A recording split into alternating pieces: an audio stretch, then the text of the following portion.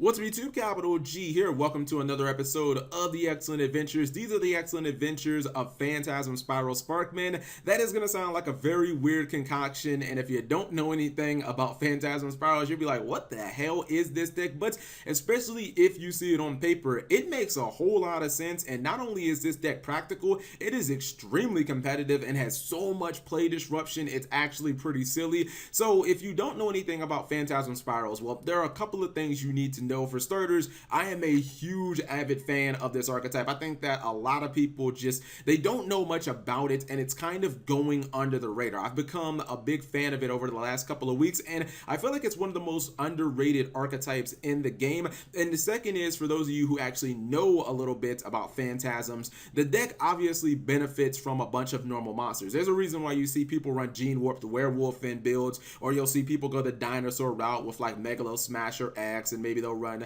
Sabersaurus and stuff like that. And the reason is because once you normal summon normal monsters and you have Pacifist, you basically just go plus and you end up searching your traps, and you can activate the traps from the hand, and you kind of just start snowballing the game. Now this version in particular doesn't run any of those monsters. You actually run the Elemental Hero engine, and that's because you get playmaking ability and disruption with cards like Hero Blast and Elemental Hero Honesty Neos. You get to run other field spells that are really good, and I know a lot of people are like, what the hell is Hero Blast?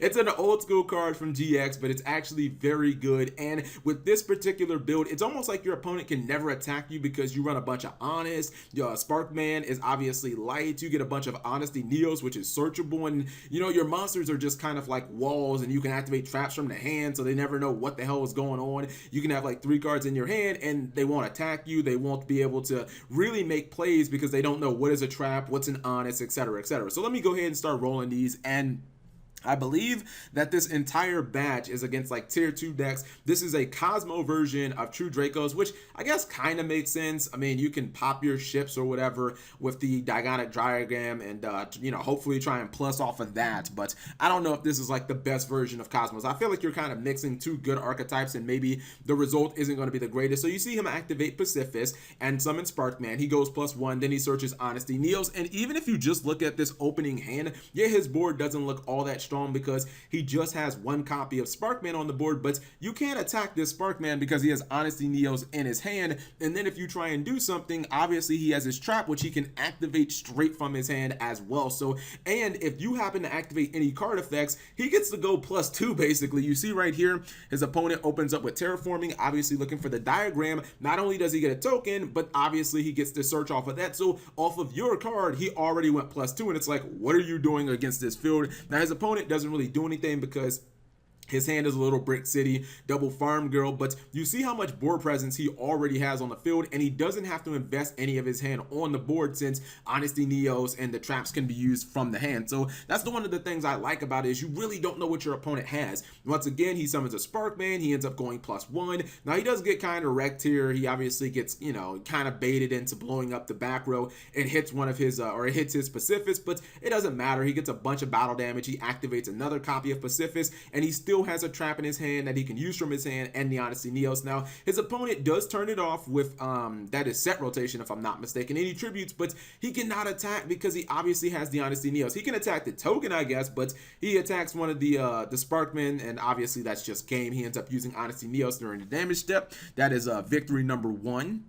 Let's go ahead and watch some more. And I've been looking for a really good build of I've been looking for a good build of Phantasms, and this might be the build that I actually run. One of the cool things is you see right here, he activates Painful Decision, right? Painful Decision not only gets him a Sparkman, but it gets him a Sparkman in the graveyard, which means his Hero Blast is obviously online turn 1. Now his opponent did kind of brick. He opens up with like 2 copies of Joe Unlock. His opponent does have to summon the Dark Lady, which if he didn't summon Dark Lady immediately, Hero's Blast would have blown up the Sparkman. If you guys don't know what Hero Blast does, it's basically you target a normal elemental hero monster in your graveyard, and then you add it to your hand, and then at the same time you get to blow up a monster on your opponent's side of the field that has equal to or less attack than that monster. So with Sparkman, you get to, like, if you have a Sparkman in your graveyard, you get to not only get your Sparkman back, which if you normal summon it with Pacific, you go +1, but it can also blow up like a Rapier or a Dryden or something like that on your opponent's side of the field. Anything that is 1600 or less, which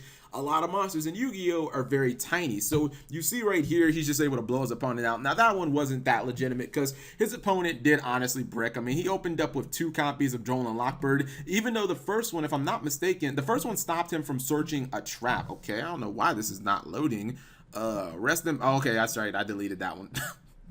That was a complete fail. I'm like, what the hell is going on? All right, here we go. This is, I believe, this is a True King, True Draco variant, and he runs a bunch of other draw cards in here, but mainly the card you're looking for is you always want to get Pacifist on the field turn 1, because Pacifist is a card that lets you +2. His opponent activates Diagram, he gets a token for free, and he gets a search, and then at the same time, you still get to blow up the Diagram, so it's like, your opponent ain't doing jack shit. Now, he does blow up the Pacifist, but it just doesn't do all of that much, because you can see that not only does he have 3 traps in his hand, but then he has Pot of Desires as well. And he's actually kind of lucky, because if you look at the makeup of this deck and you look at Triple Honest and Honesty Neos, I would be kind of afraid to attack this deck. Now here's another one of the field spells. I wonder how many people actually know about like the original Skyscraper.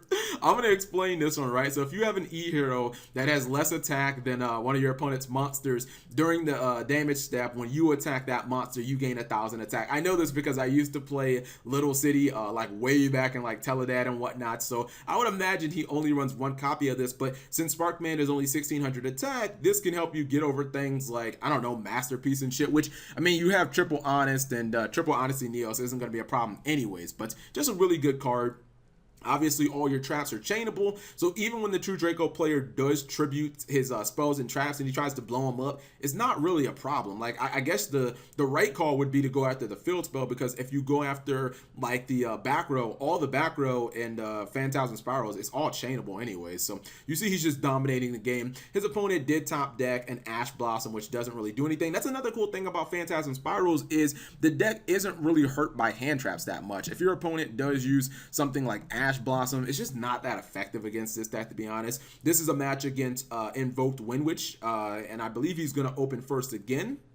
And the problem with Invoked Windwitch is if you just have Alistar, you're really dependent on your first normal summon, and he gets the Magical Meltdown, but I believe he's going to fall into a Fiendish Chain, which Phantasm Spirals do have the Fiendish Chain that they can activate from the hand, and the monster ends up losing 1,000 attack. So he goes for Wonder Wand, but then Hero Blast is like, dog. And if he didn't use the Wonder Wand, then he was just going to take a bunch of battle damage straight to the face. But I like the play disruption that you get, and every single turn that you normal summon a normal monster, like, you just go plus and search traps. Like, that is incredible. And you see right here, like, 2 turns into the duel and it's basically over.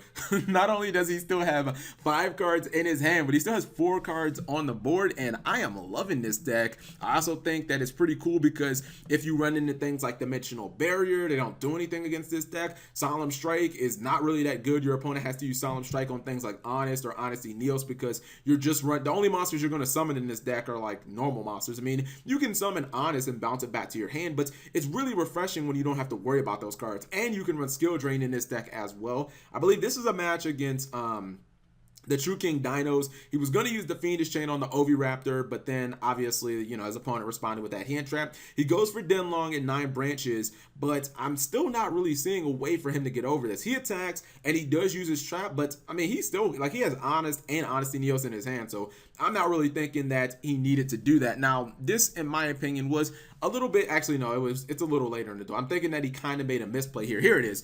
His opponent is going to summon 2 monsters, 2 Yang Zings off of the Denlong, and then he's going to go into Herald of the Arclight. Now, it can't be destroyed because he has Beyond, which, I'm not gonna lie, at this point I was like, okay, maybe the True King Dinosaur player can slow the game down, and maybe that's one of the ways you can beat this deck. If you put a monster on board that can't be destroyed by battle, that can be an issue. But then you see him top that Hero Blast, which obviously is an easy out to the card, and you know, he goes for, I think, Castel here, but I don't know. I feel like he could have just went with Hero Blast and that could have done it. You see him constantly trying to attack, but I mean, good luck getting through all of those Honests, dude. Like, I just don't think it's going to happen. Like right here, I think he could have flipped over the Hero Blast, unless maybe he didn't have a copy of Sparkman in his grave. Okay, that's why he went for it. Okay, I thought he had the third Sparkman in his graveyard. That's why he went for the play. It was a little bit of a weird play, and at first I questioned it, but yeah, he didn't have the Sparkman in his graveyard.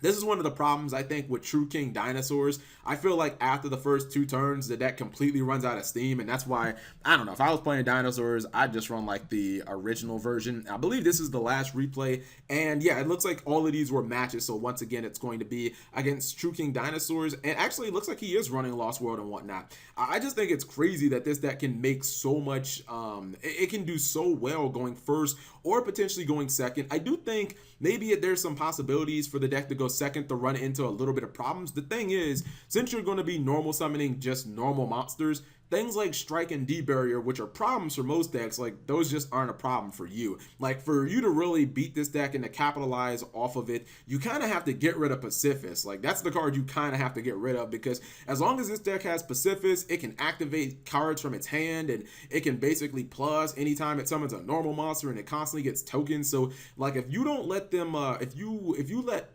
Phantasm Spiral players like keep Pacifist on the field, I think that it's damn near an unbeatable deck. Well, I'm not gonna say unbeatable, but it's highly unlikely that you're going to actually beat it. Even when he gets torrential tributed and he loses 3 monsters, it doesn't matter because he still gets a token, and once he has that token on the field, he can still use all of his traps from his hand. So it's like you haven't accomplished all that much at that point.